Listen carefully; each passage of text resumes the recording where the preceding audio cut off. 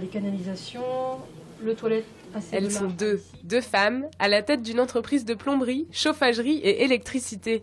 Ça fait déjà plus de 2 ans qu'elles ont repris l'affaire et au début, il a fallu s'imposer dans un monde masculin. Il faut prouver qu'on mérite sa place, faut prouver qu'on a envie de bosser et qu'on peut réussir tout simplement. Je voulais m'occuper d'enfants ou être instite, donc totalement différent. Je pense que les mentalités commencent à changer un petit peu, donc on essaye de faire en sorte d'avoir un petit peu plus de filles dans le bâtiment.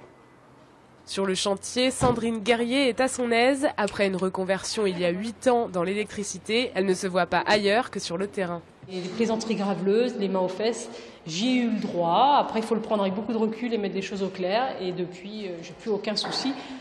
C'est pas de faire peur, hein, mais c'est surtout de pouvoir s'imposer, de leur dire, attendez, je suis là en tant que collègue, artisan. Mais bon, ça se passe très très bien. Depuis les choses mises au point, ça se passe très très bien. Ah oui, d'accord. Pierre, Vincent et Romain, leurs employés, acceptent sans mal d'être dirigés par 2 femmes, même s'ils ont eu quelques surprises au début. Quand on m'a appelé pour me proposer le poste, au début c'était une femme au téléphone, je pensais que c'était la secrétaire, parce qu'elle ne s'est pas présentée en tant que patronne.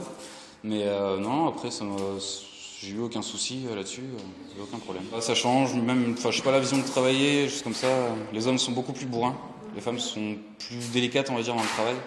Ça peut être un plus pour une entreprise.